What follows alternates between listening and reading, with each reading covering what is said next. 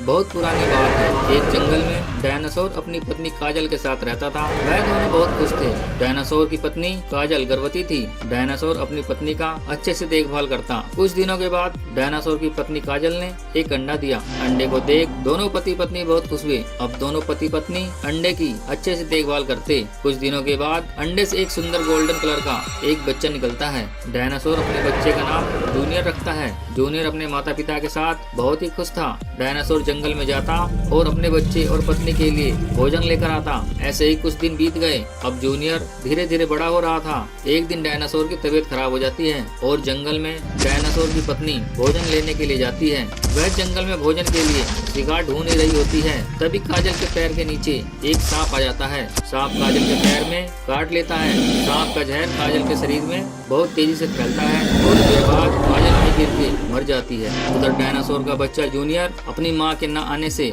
बहुत परेशान होने लगता है और अपने पिता से बोलता है, पिताजी, माँ आने में बहुत देर हो रही, चलो जंगल में चलता देता है। बेटा, तुम्हारी माँ आती ही होगी, थोड़ा इंतजार कर लो।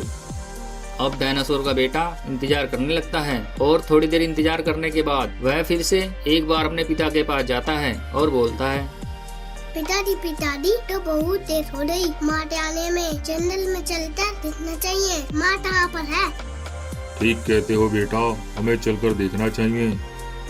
अब डायनासोर अपने बच्चे को लेकर जंगल में आ जाता है और अपनी पत्नी काजल को ढूंढने लगता है। जूनियर भी अपनी माँ को आवाज देकर पुकारता है, माँ, किधर हो माँ?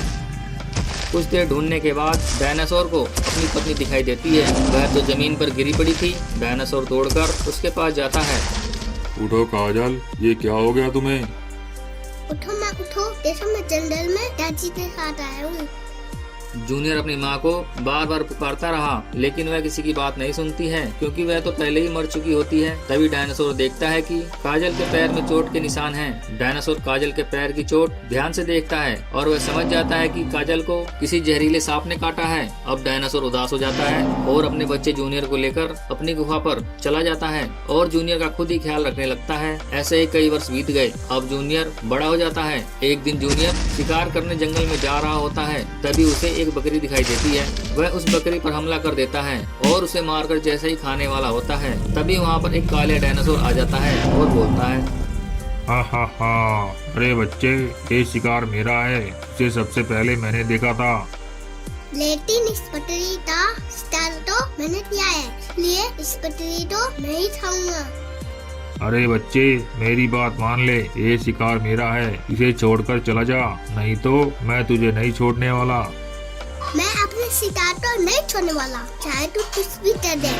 अब कालिया डायनासोर और जूनियर लड़ने लगते हैं। कालिया डायनासोर ताकतवर था। वह लड़ाई में जूनियर को घायल कर देता है।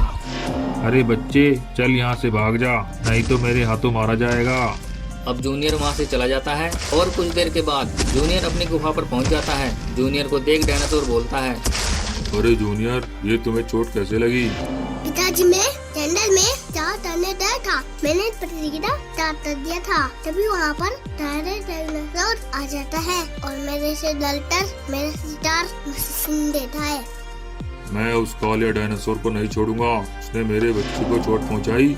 अब डायनासोर काले डायनासोर की तलाश में जंगल की तरफ चल देता है और थोड़ी देर चलने के बाद वह काले डायनासोर के पास पहुंच जाता है। अरे काले डायनासोर, तूने मेरे बच्चे को चोट क्यों पहुंचाई? अरे डायनासोर, वह तुम्हारा बच्चा था। अगर मुझे पहले ये बात पता होती तो मैं उसे जिंदा नहीं छोड़ता। हा।